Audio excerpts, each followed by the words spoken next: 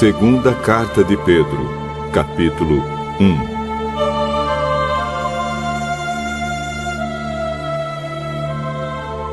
Eu, Simão Pedro, servo e apóstolo de Jesus Cristo, escrevo esta carta a vocês que, por causa da bondade do nosso Deus e Salvador Jesus Cristo, receberam uma fé tão preciosa como a nossa.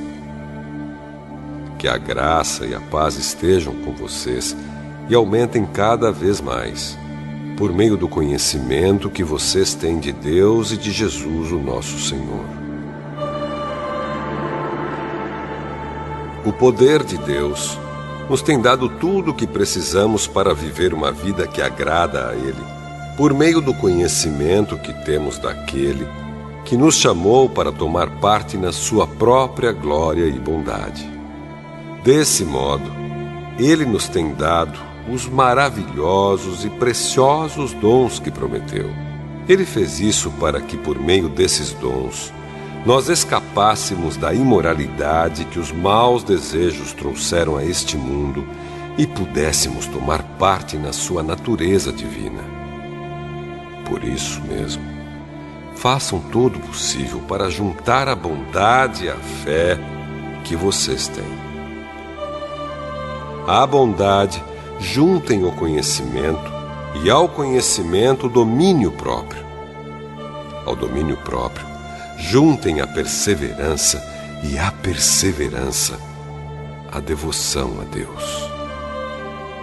A essa devoção, juntem a amizade cristã, e à amizade cristã, juntem o amor. Pois são essas as qualidades que vocês precisam ter. Se vocês as tiverem e fizerem com que elas aumentem, serão cada vez mais ativos e produzirão muita coisa boa, como resultado do conhecimento que vocês têm do nosso Senhor Jesus Cristo.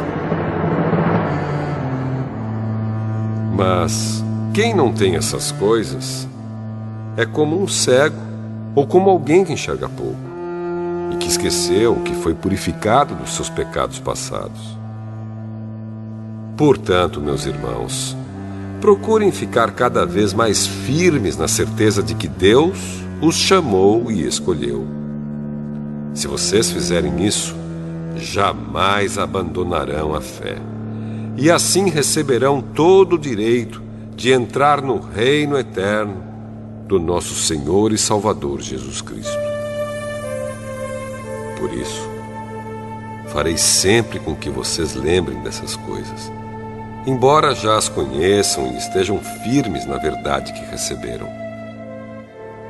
Penso que, enquanto eu viver, é justo que faça com que vocês lembrem dessas coisas, pois sei que logo terei de deixar este corpo mortal, como o nosso Senhor Jesus Cristo me disse claramente.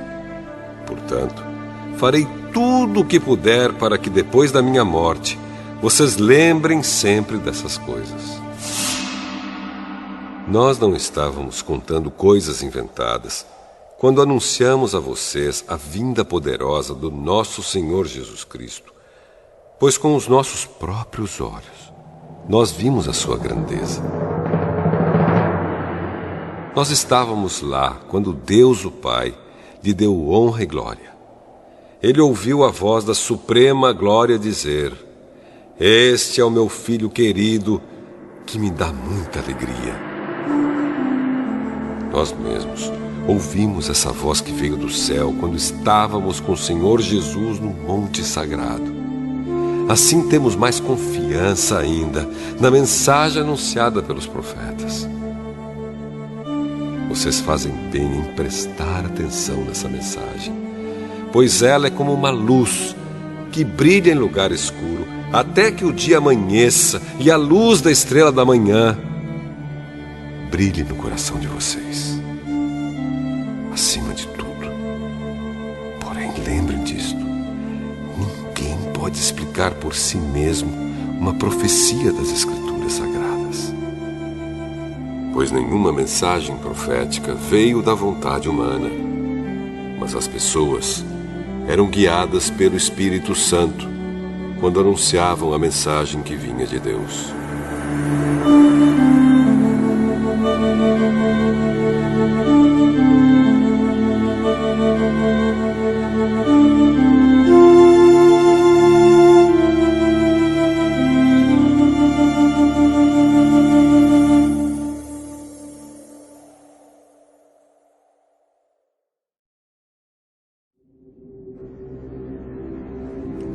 Segunda Carta de Pedro, capítulo 2.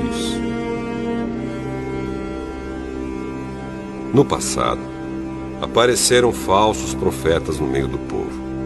E assim também vão aparecer falsos mestres entre vocês. Eles ensinarão doutrinas destruidoras e falsas e rejeitarão o mestre que os salvou. E isso fará com que caia sobre eles uma rápida destruição. Mesmo assim, muita gente vai imitar a vida imoral deles. E por causa desses falsos mestres, muitas pessoas vão falar mal do caminho da verdade. Em sua ambição pelo dinheiro, esses falsos mestres vão explorar vocês, contando histórias inventadas. Mas faz muito tempo que o juiz está alerta e o destruidor deles está bem acordado. Pois Deus não deixou escapar os anjos que pecaram, mas os jogou no inferno e os deixou presos com correntes na escuridão, esperando o dia do julgamento. Deus não deixou escapar o mundo antigo, mas trouxe o dilúvio sobre o mundo dos que não queriam saber de Deus. A única pessoa que ele salvou foi Noé, que anunciou que todos deviam obedecer a Deus. E Deus também salvou mais outras 7 pessoas. Deus condenou as cidades de Sodoma e Gomorra, destruindo-as com fogo, como exemplo do que vai acontecer com os que não querem saber dele. Ele salvou Ló, um homem bom, que estava aflito porque conhecia a vida daquela gente imoral. Todos os dias esse homem bom, que vivia entre eles, ficava muito agoniado ao ver e ouvir as coisas más que aquela gente fazia. Tudo isso nos mostra que o Senhor sabe como livrar das aflições as pessoas dedicadas a Ele. E também sabe como guardar os maus debaixo de castigo para o dia do julgamento. Ele castigará especialmente os que seguem os seus próprios desejos imorais e desprezam a autoridade dele. Esses falsos mestres são atrevidos e orgulhosos. Eles não têm nenhum respeito pelos gloriosos seres celestiais e os insultam. Ora, até mesmo os anjos, sendo muito mais fortes e poderosos do que esses falsos mestres, não os acusam com insultos na presença do Senhor. Mas esses homens agem por instinto, como os animais selvagens que nascem para serem caçados e mortos. Eles xingam aquilo que não entendem. Por tudo isso, eles serão destruídos como animais selvagens e pagarão com sofrimento o sofrimento que causaram aos outros. Eles têm prazer em satisfazer em pleno dia os seus desejos imorais. Quando se reúnem com vocês, são uma vergonha e um escândalo, divertindo-se o tempo todo com os seus modos enganosos.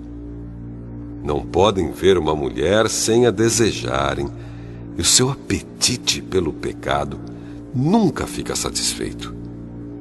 Enganam as pessoas fracas e só pensam em ganhar dinheiro. Eles estão debaixo da maldição de Deus. Andam perdidos porque se desviaram do caminho certo. Seguem o caminho de Balaão, filho de Beor, que cobiçou o dinheiro que ia receber fazendo mal e foi repreendido por causa do seu pecado. Pois uma jumenta falou com voz humana e acabou com as loucuras do profeta. Esses falsos mestres são como poços sem água e como nuvens levadas pelo vento. Deus reservou para eles um lugar na mais profunda escuridão. Eles dizem coisas orgulhosas e loucas, e com os seus desejos impuros e imorais, enganam as pessoas que estão quase escapando daqueles que vivem no erro. Prometem liberdade a essas pessoas, mas eles mesmos são escravos de hábitos imorais, pois cada pessoa é escrava daquilo que a domina. Portanto, aqueles que chegaram a conhecer o nosso Senhor e Salvador Jesus Cristo e que escaparam das imoralidades do mundo, mas depois foram agarrados e dominados por elas, ficam no fim em pior situação do que no começo. Pois teria sido muito melhor que eles nunca tivessem conhecido o caminho certo do que depois de o conhecerem, voltarem atrás e se afastarem do mandamento sagrado que receberam. O que aconteceu a essas pessoas prova que são verdadeiros estes ditados. O cachorro volta ao seu próprio vômito e a porca lavada volta a rolar na lama.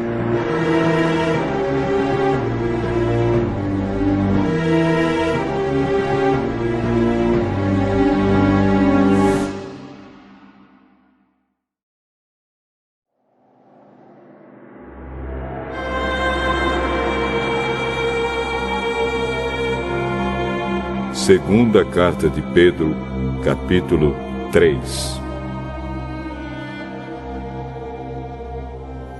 Meus queridos amigos, esta é a segunda carta que estou escrevendo a vocês. Nessas duas cartas, procuro despertar pensamentos puros na mente de vocês, fazendo com que lembrem dessas coisas.